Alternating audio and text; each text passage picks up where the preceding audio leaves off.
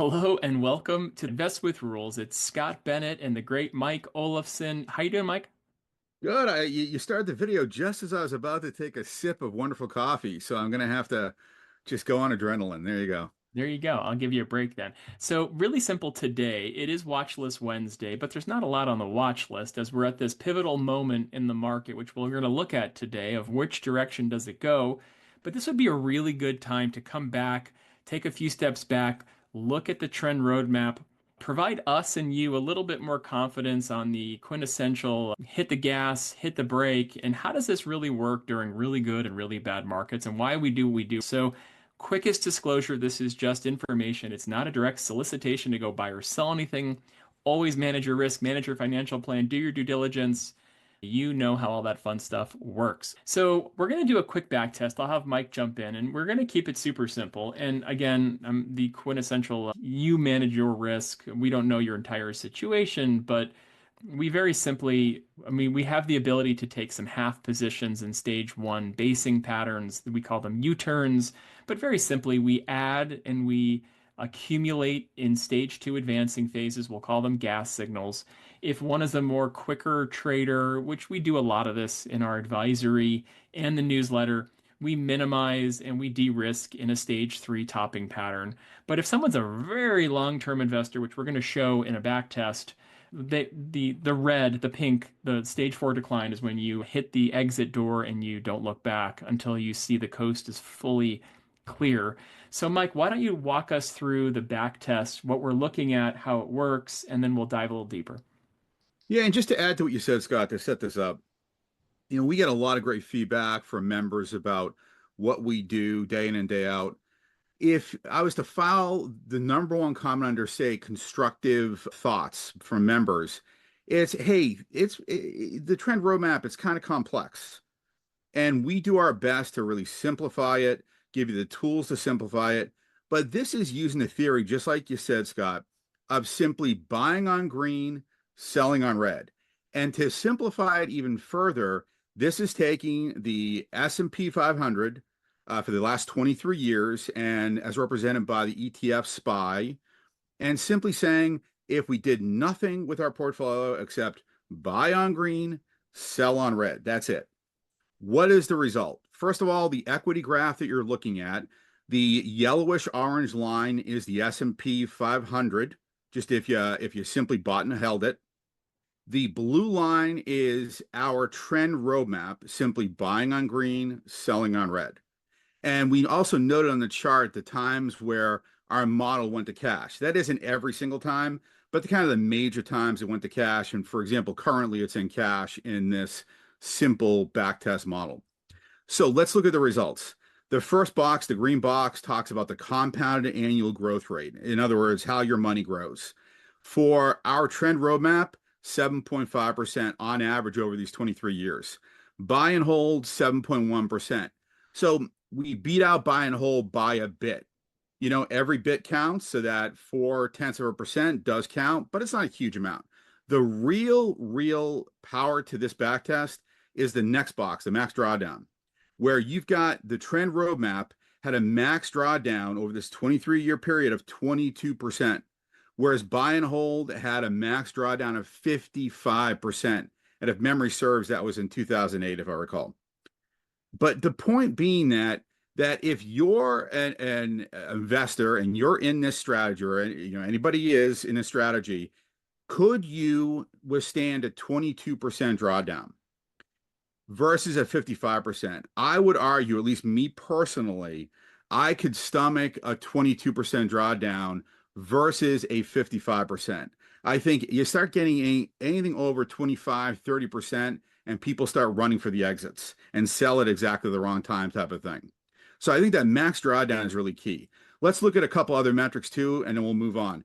First is trade frequency. For our trend roadmap, this is a total of 30 trades, basically in and out trades over the course of 23 years, which averages out to be about 1.3 trades per year. Talk about simple, buy on green, sell on red, and execute about 1.3 trades on average a year. Pretty simple. Of course, the buy and hold is one. And then lastly, before we go to the next look, let's talk about risk reward. So basically, this goes back to what Scott and I talk about a lot, where keep your losses small, let your winners run. And in this strategy, this simple strategy, your winner will produce a 6 times better result than your loser, and you're only winning 40% of the trades. So let me break that down for a quick sec. Out of all the 30 trades, 40% are profitable. 12 trades are profitable.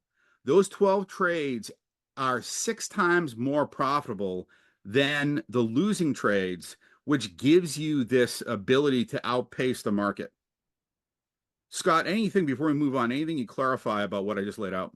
No, and just mentally, this is just on the S&P 500. So this doesn't include opportunity costs, like could you have been invested in gold right now, or could you have hedged a little bit? This doesn't include any Yep, of that. So this is just as simple as it gets, the quintessential buy on green, sell on red. So exactly. let's dive one level deeper. So some key notes. So why don't you dive a little bit into the results of the full back test and then some of the edges and then what's working, what's not working. So this chart, this eye chart, basically points out the first edge that you're not missing any major market moves. And if you look at this, the top of this chart gives you the backtest parameters. We put in a theoretical $1 million portfolio into this. And then the results show actually what your profit was, $4.6 million. It shows you your profit. Basically, this is kind of the proof statement of what we showed you in the previous slide. But the point is that you're not missing any of the major market moves. Might you miss that one day during a bear market where the market's up 6% and everybody talks about, oh, you missed the best day of the market? Yes. But the point is, you're not missing the major moves of the S&P 500 with a strategy. Now, let's go on to the next slide if we could, Scott. Let's talk about the second edge, which is really the fact that you're not missing also the major market tumbles. So we talked about you're not missing the major uptrends. You're also not missing the major tumbles. Where if you look at this, we highlight 3 years, for example, 2002, 2008, and 2022, where you drastically outperformed the buy and hold of SPY. And the point being that you're getting in when it's up, you are missing those major tumbles. Now, let's be clear though, it's not perfect. So you have years where this strategy will underperform it, like 2011 underperformed, 2015 underperformed. Currently this year it's underperforming. So that's going to happen, especially with trend following where you're not nothing is no strategy is ever going to be perfect.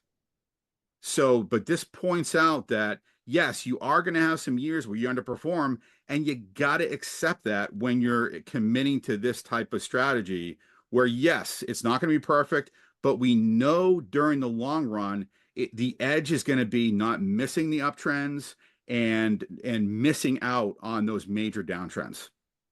All right, let's go to the last one for. Oh, actually, this is the last one for spot for SPY. Anything you'd add, Scott?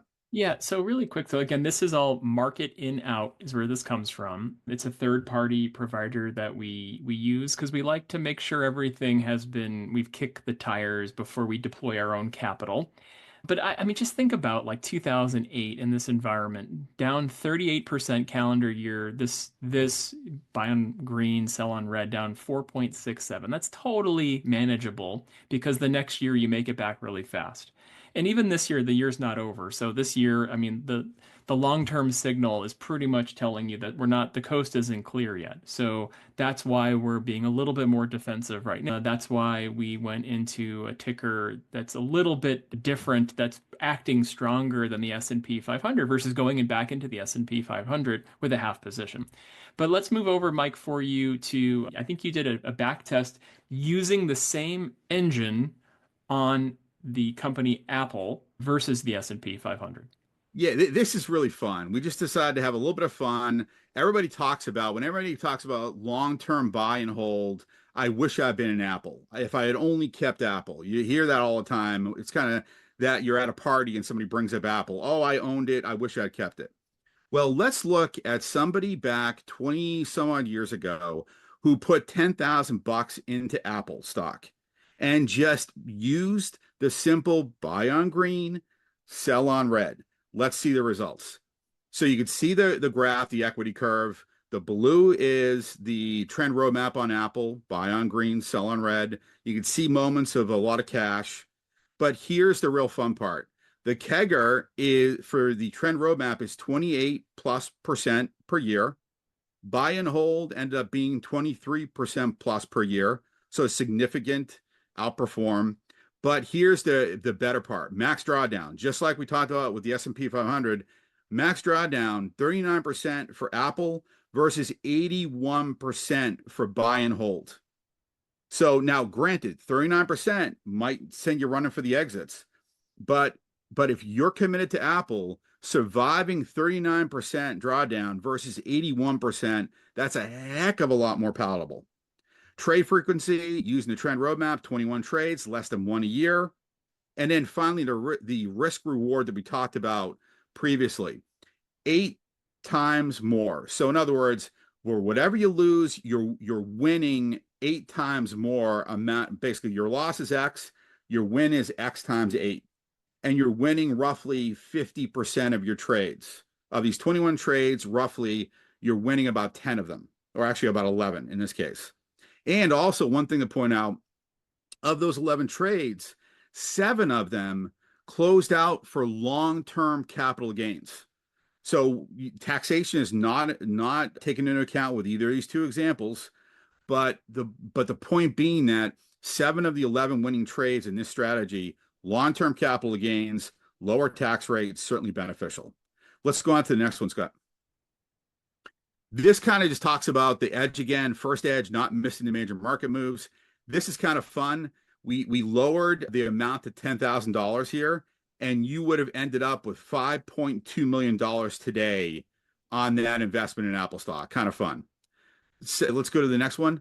Second edge, missing the major tumbles. You look consistently during the last 20 plus years using the trend roadmap strategy, buy on green, sell on red. You're missing so much of the chaos, not just in Apple, but also in the market as well. This eye chart shows the strategy versus the S&P 500. Kind of interesting. Once again, not perfect, 39% drawdown, but once again, you're committed to Apple and you're holding it for the long term. That's a lot more palatable than 81%. Anything to add there, Scott? Yeah, and very simply, we use our billion-dollar fund manager, our Big Fund 50 research. So this was right when the iPod came out. So hypothetically, let's say big funds are buying, then we run it through the trend roadmap, which is what you're seeing. So obviously, if we have humongous gains, we're trying our hardest to use the long-term signal. If we don't, then we're going to be using more of that caution on yellow. But I would just say that that's part of our process. So when we're looking for tickers that are on our radar, it's we have what the funds are buying. Are they liquid? Are they buying it? Are the earnings growth strong? And does it have strong performance compared to its peers, relative strength on a volatility adjusted basis? So Mike, any final comments? Thanks for all that effort and putting all that back test together. So very simply, our philosophy, we follow the trend. Buy on green, sell on red, or lighten up on yellow. Follow big money, follow risk management rules. So if you have questions, reach out hello@investwithrules.com. If you have a ticker tool for members, this is you can put in your own ETF or stock and it will give you the results really fast. Reach out to us if you don't have one, hello@investwithrules.com. If you don't have one and you're like talking about the market and you're like, there's this Invest with Rules program, just tell them to go to investwithrules.com. They can get the S&P 500 complimentary. It's just a static S&P 500 ticker tool. It's pretty awesome. And then if you're like, I don't have the time for this, I really could use some help for someone to click the buttons while I'm on vacation, then reach out to us, hello@iwradvisors.com. Mike, final words on the Backtest Wednesday. A lot of fun. We always love doing back tests. We get a lot of great feedback from members on our back testing. So if you want to see more, let us know and we will do our best. Awesome. Thank you for being a member and we'll talk soon. Take care. Bye-bye.